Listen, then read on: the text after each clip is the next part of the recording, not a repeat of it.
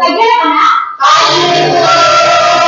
Mengikuti pembelajaran pada hari ini. Udah. Semangat lagi. Gimana kalian tetap menjaga semangat kalian dan penjelasan itu? Oke. Pertama siapa ya? Saya boleh bikin doa terlebih dahulu. Baik, sebelum memulai pembelajaran pada pagi hari ini, alangkah baiknya kita berdoa dengan keyakinan masing-masing. Berdoa di bawah.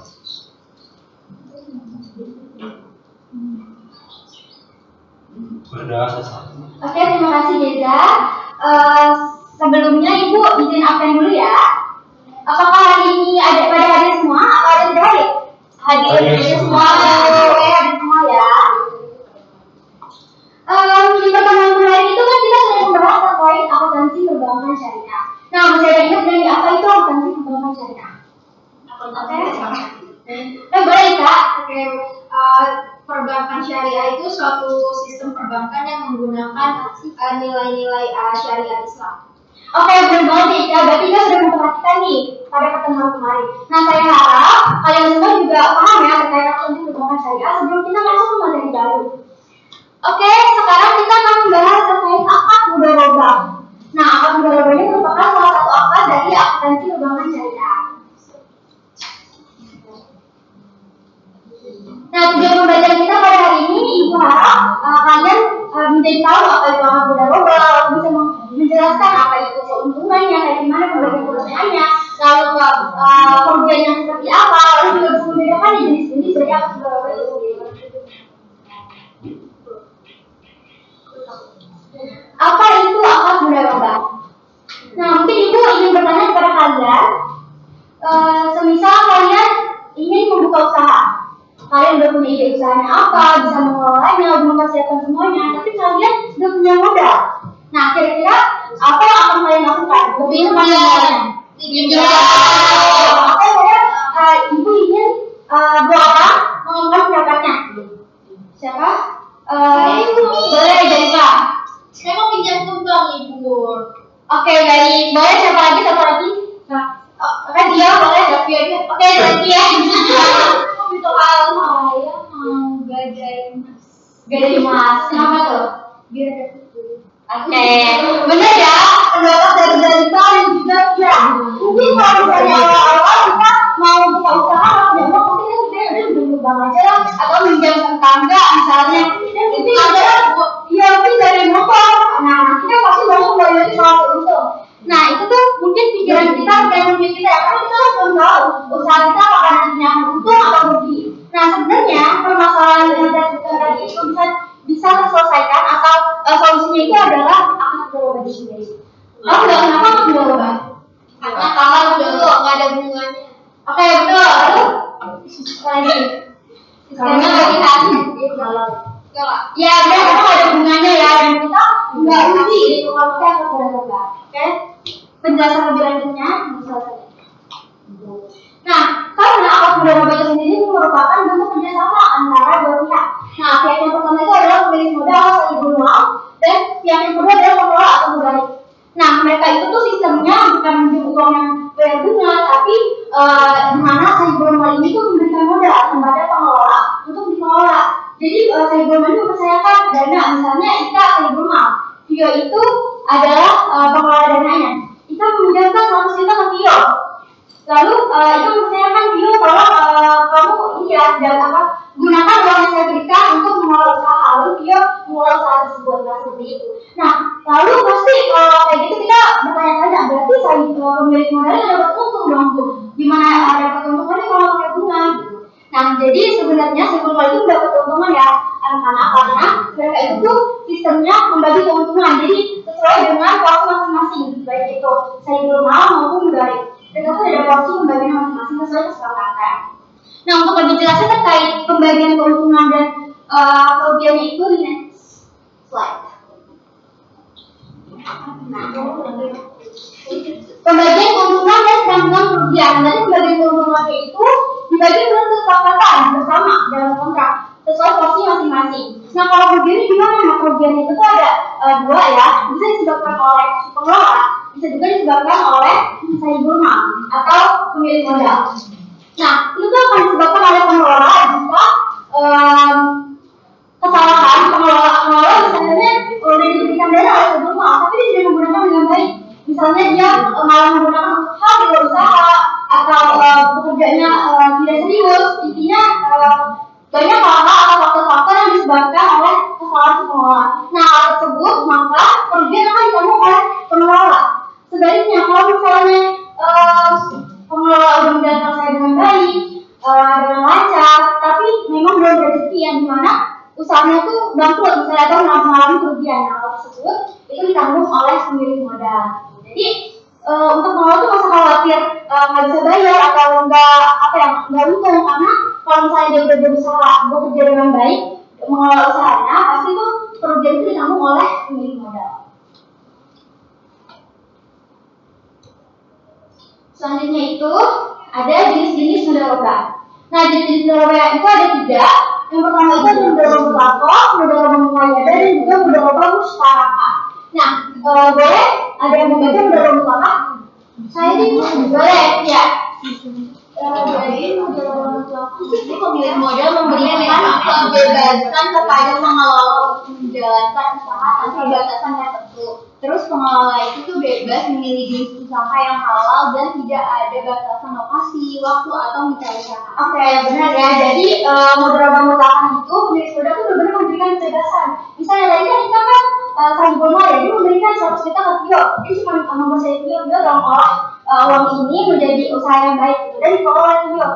Jadi nggak ditentuin ya, misalkan kita nggak menentukan, jadi usaha harus A ya, lalu juga tempatnya harus di sini ya, terus juga kerjasamanya dengan ABCD gitu. Itu bebas. Jadi Tio boleh kerjasama dengan siapa aja, jenis usaha apa aja, asalkan sesuai dengan syariat seperti itu.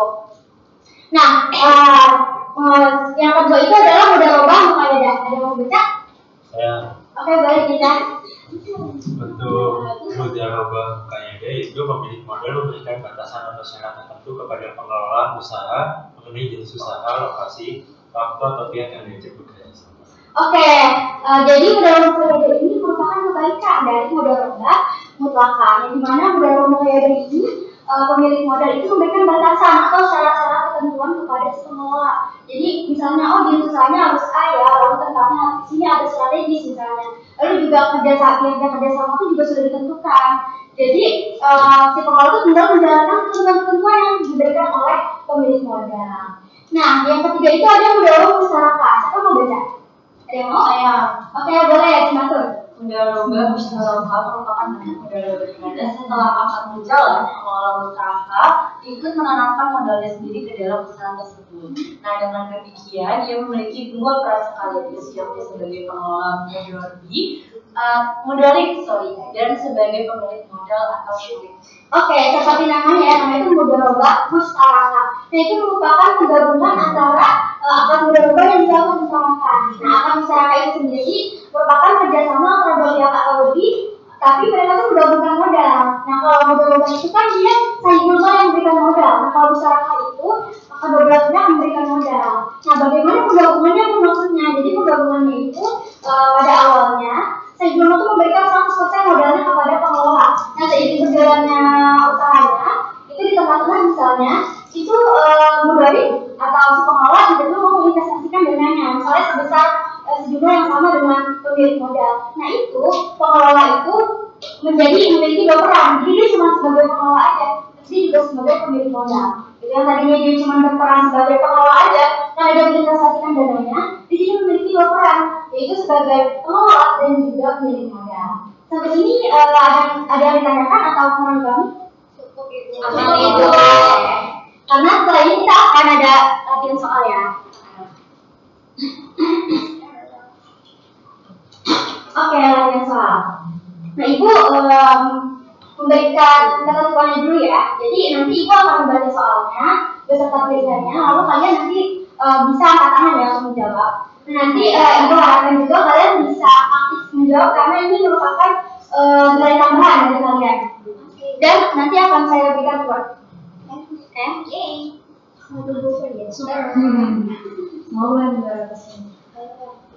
Oke, pertanyaan yang pertama. Siapakah pihak yang berperan sebagai pemilik modal dalam akad modal?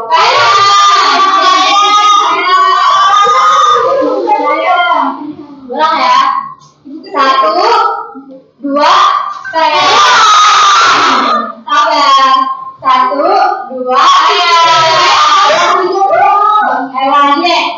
1, 2, 3. Udah punya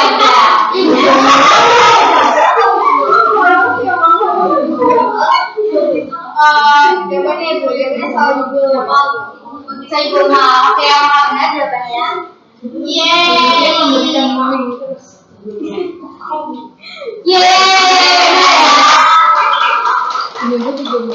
Oke, soal selanjutnya.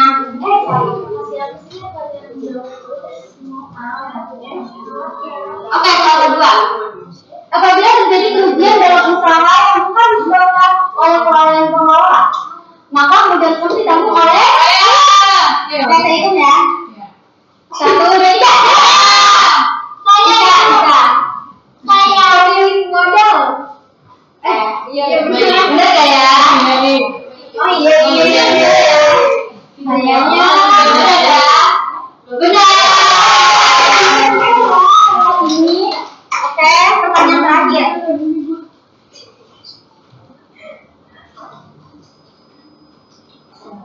Oke.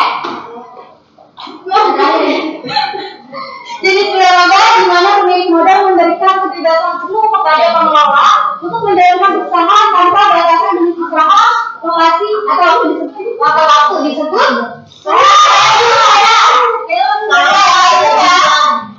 Satu, dua, tiga. Bella, oke, Bella semangat jawabannya. Jawabannya bener gak ya? Oke, kita lihat ya.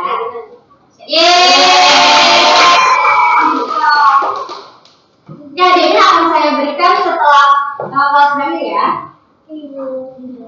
Oke, setelah tadi ada nanti ya next ketemuan. Nah, setelah tadi ada latihan soal, sekarang ibu mau kasih PR nih, kan tadi liburan ya. Jadi ibu kasih PR. Nah, PR-nya itu tugasnya itu adalah membuat manifest digital. Yang isinya itu materi yang ibu jelaskan tadi. Ada definisi dari apa mendoroga, lalu pembagian keuntungannya, dan kerugiannya, lalu jenis-jenis alat mendoroga. Nah, dikumpulkan kerja pertemuan ya.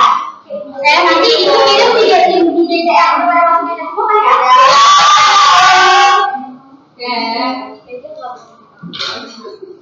Oke, kita kesimpulan ada yang mau jadi kesimpulan ya.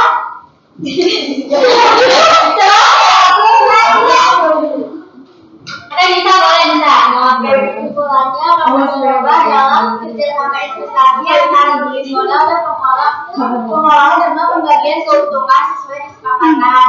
Kerugian finansial tidak ditanggung oleh pemilik modal kecuali jika disebabkan oleh kelalaian pengelolaan. Terdapat 3 jenis utama akan ini mutlak pengelola bebas bekerja, mengoyada dengan batasan tertentu, dan mutlak pengelola terus menanamkan modalnya. Oke, terima kasih Lisa.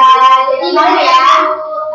Udah tadi dijelasin. Ibu harap dengan pembahasan tadi dari mulai awal mendoroga, lalu juga jenis-jenisnya dan pembagian keuntungan juga penanggungan kerugian yang kalian jadi memahami ya terkait dengan mendoroga yang tadinya nggak tahu kalau mendoroga untuk kalian jadi tahu ya.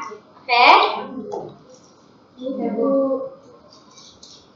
Oke, jadi itu pelajaran kita kali ini. Jangan lupa kerjakan tugasnya ya. Dan semuanya belajar di rumah juga ya. Oke.